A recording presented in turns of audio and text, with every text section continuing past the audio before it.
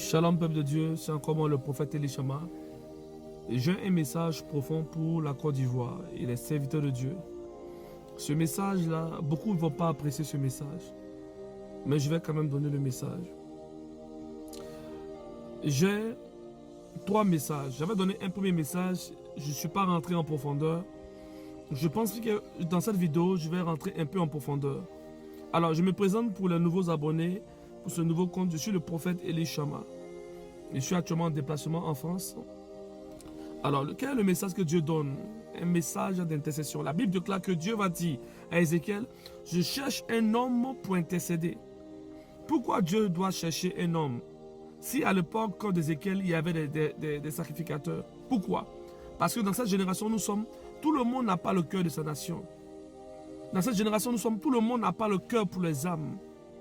Ainsi, j'ai reçu une série de révélations pour l'armée de Côte d'Ivoire, une série de révélations pour les sacrifices humains qui doivent avoir lieu dans ma nation en Côte d'Ivoire. Ça va commencer dans le mois de décembre et finir et s'arrêter jusqu'en juin. Parce que des gens veulent envoyer une vague de violence dans cette nation. Ils veulent voir le sang couler.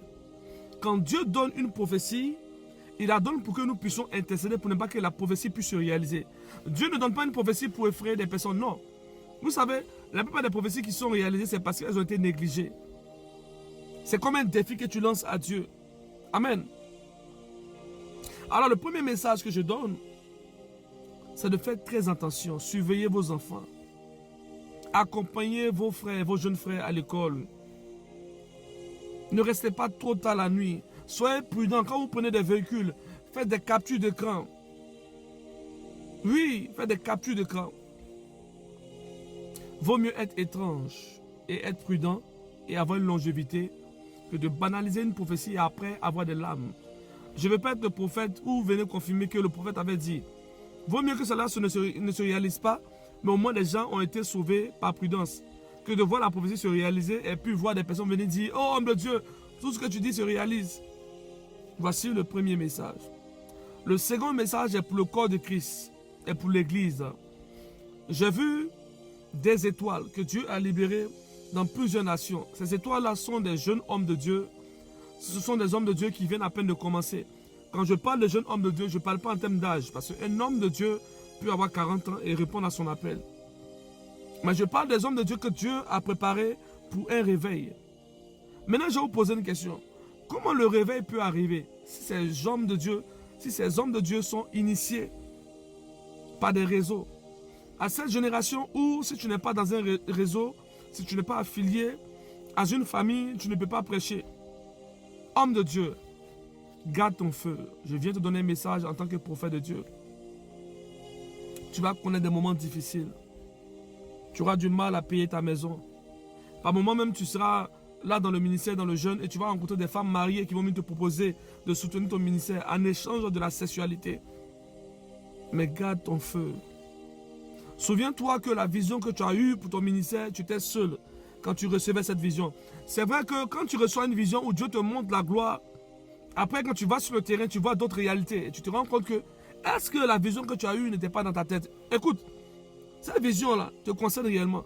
Dieu t'a réellement appelé, Dieu t'a réellement donné toutes ses grâces.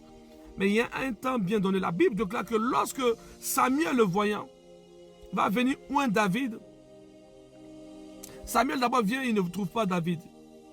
Et tant bien même que Samuel, le plus grand prophète, a béni David, David devait attendre que son ennemi puisse quitter, afin que lui puisse régner. Je parle d'une manière prophétique.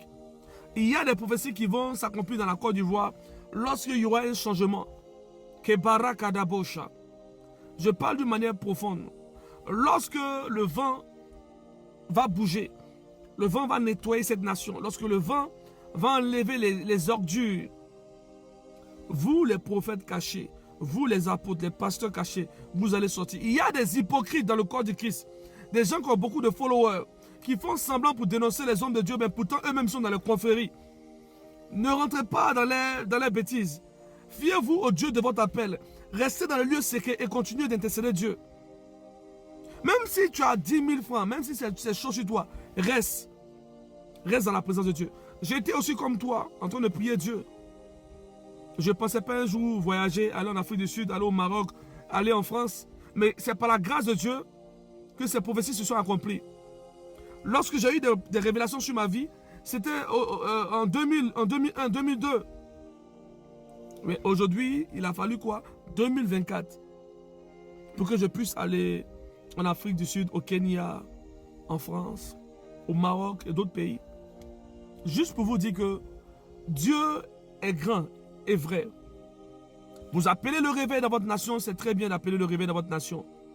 Mais le réveil ne peut pas venir s'il y a des gens qui sont dans les réseaux qui empêchent les véritables hommes de Dieu de prêcher la vérité.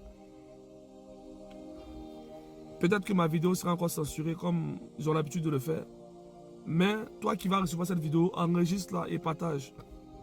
Enfin, de toucher plusieurs personnes. Tu peux même enregistrer ma vidéo et puis aller republier. Je te donne l'autorisation. Mais il faudrait que le message puisse toucher de véritables chrétiens. Dieu m'a convaincu que plusieurs ont eu des songes mais ont peur de donner les messages.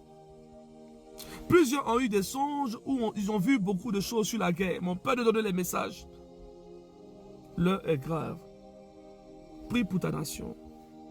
Je ne parle pas de bord politique, je ne parle pas de communauté. Quand la guerre arrive, la guerre fait fi de ta communauté, que tu sois musulman, que tu sois chrétien, que tu sois bouddhiste.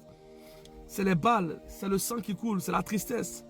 Ainsi, là où tu entends ma voix, daigne écouter la profondeur de ce que je dis et va intercéder. La cherté de la vie a pris une certaine vibration. La cherté de la vie, les gens souffrent.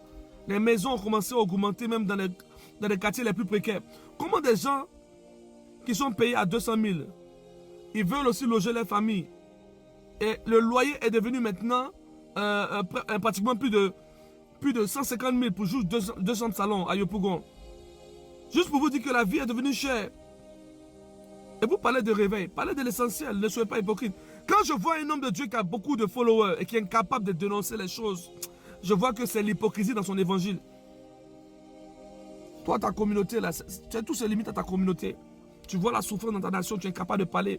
Un père d'une nation est celui qui regarde la souffrance et qui entend les cris, qui entend les larmes et qui a le courage d'annoncer et de fortifier le peuple. Je vais m'arrêter là. J'ai beaucoup à dire, mais je vais m'arrêter là. Que Dieu vous bénisse. Que la faveur de Dieu soit avec vous.